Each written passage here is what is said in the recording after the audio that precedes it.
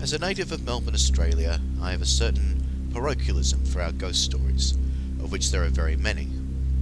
Here I selected a few of the slightly kooky ghosts that have made a wonderfully ironic mark on the world's most livable city.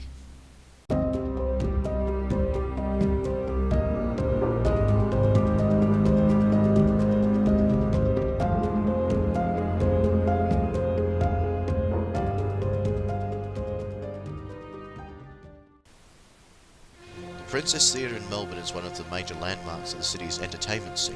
One of the most famous ghosts in Melbourne's history is the princess's resident spook, Federici.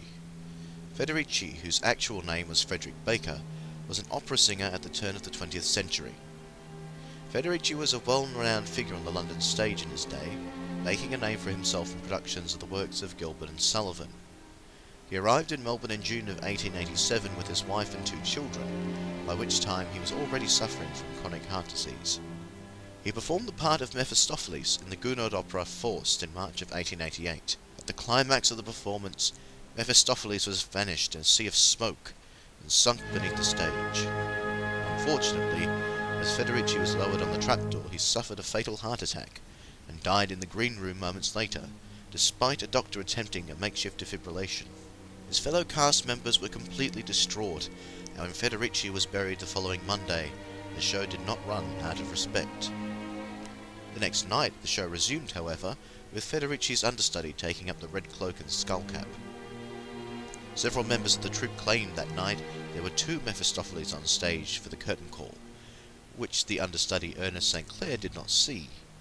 He, however, reported feeling invisible hands push him back whenever he moved toward the footlights. Perhaps Federici cheekily reminding his understudy of his true place.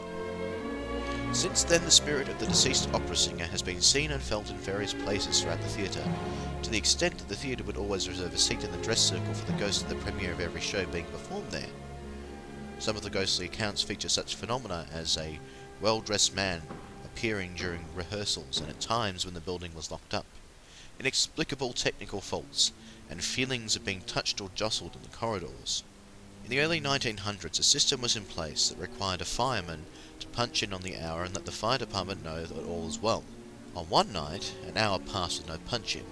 When the fire engine arrived in the theatre, there was no fire, but the fireman was quaking in fear as he had opened a sliding hatch in the roof to let the heat out, and the moonlight had revealed a tall man in opera cloak and top hat on the stage.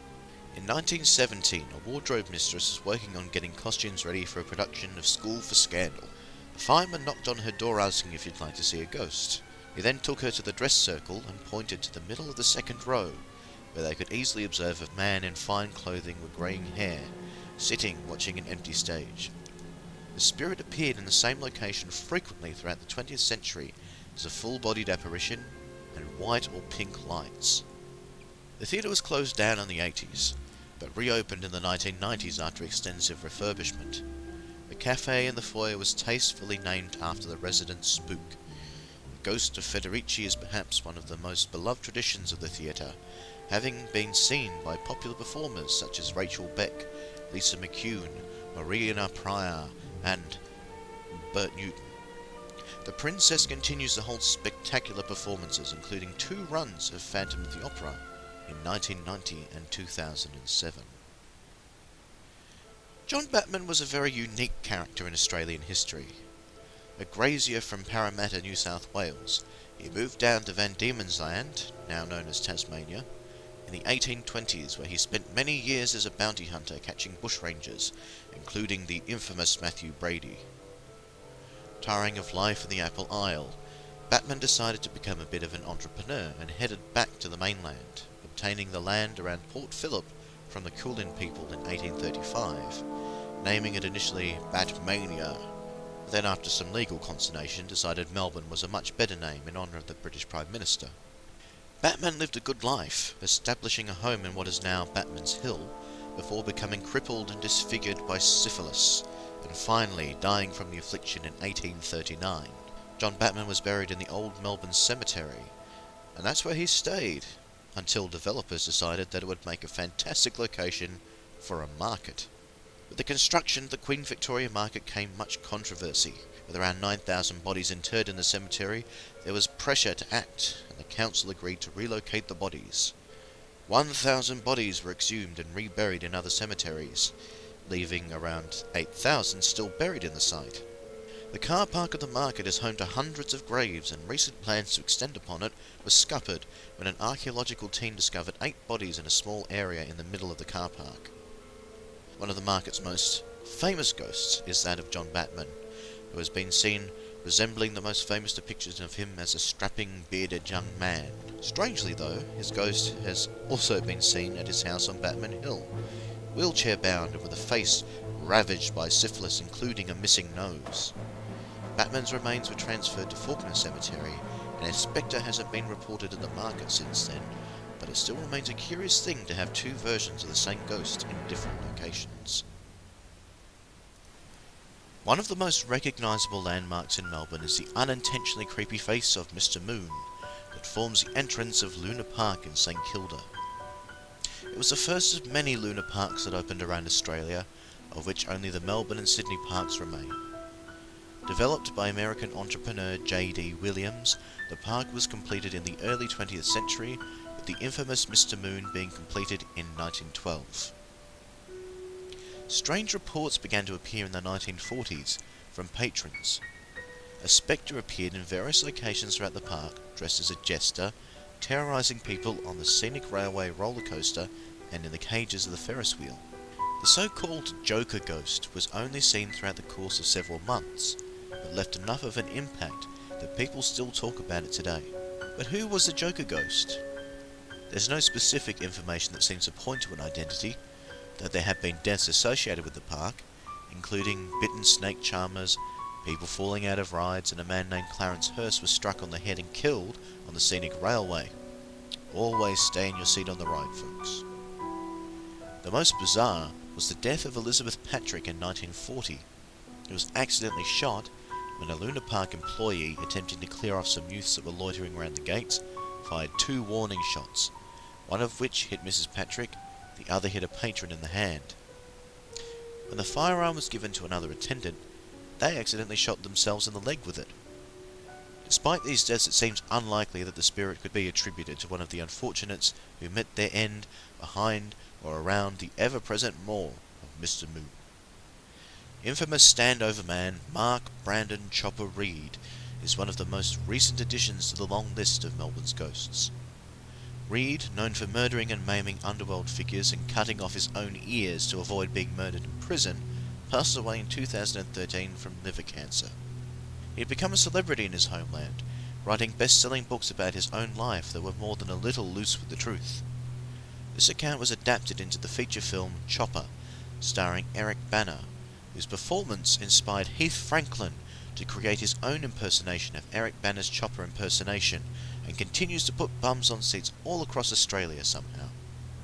Nonetheless, Chopper Reid spent much of his adult life in the 19th century prison Pentridge.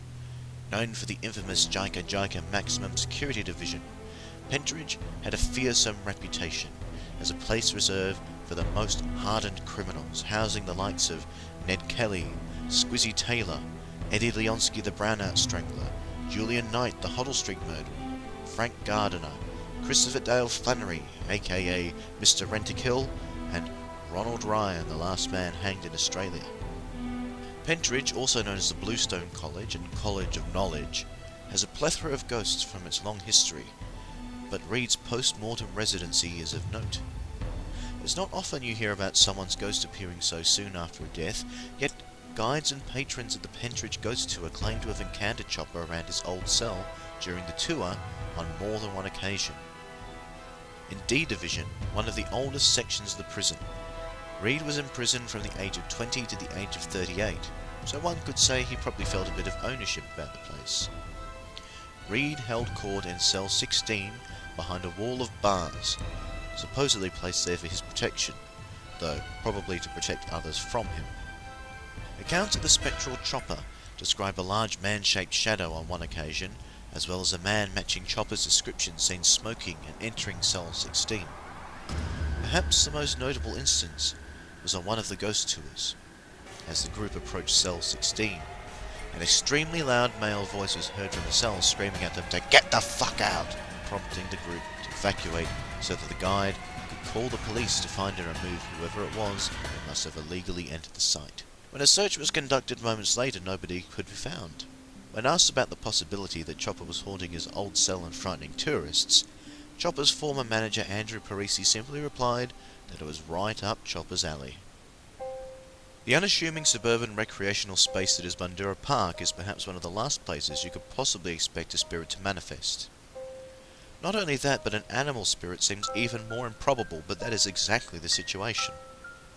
The park once upon a time was a breeding ground for racehorses, and two of the most famous and successful of these four-legged wonders were Shadow King and Wallace, who was the colt of legendary racehorse Carbine who won the 1890 Melbourne Cup, and who himself side two Melbourne Cup winners in Kingsburg and Petrobus, who won in 1914 and 1915 respectively.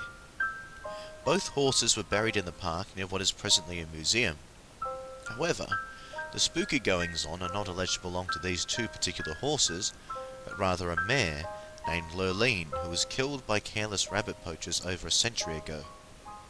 People have reported the sounds of disembodied galloping around the site of the two graves and the site of former stables in the park. Even though the home of the owner of the Bundoora Park stud, J.M.V. Smith, was sold to the government in the 1920s to be repurposed as a repatriation hospital for returned war veterans, it is not those war wounded that remain on the grounds, but rather the noble steeds that the land was originally purposed to breed and raise that remain their final gallop. There are so many more stories I could have gone into, but I'll save them for future videos. The ghosts of Melbourne and its surrounds help to paint a picture of the history and personality of the place in a way that very few other things could.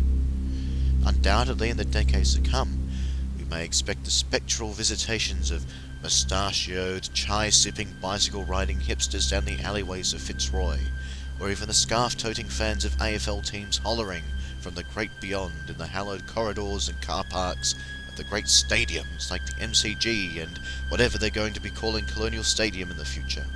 Melbourne is my town, and I will definitely be sharing more of its history and its spooky visitations with you in future, so watch this space. If you enjoyed this video, make sure to politely press the like button to let me know. If you want to make sure that you find out where my new videos are available, press subscribe with maximum prejudice. And if you feel like having another fix of the Doctor, why not check out some of these videos, or find me on social media. As always, thank you for watching, and I hope to see you next time.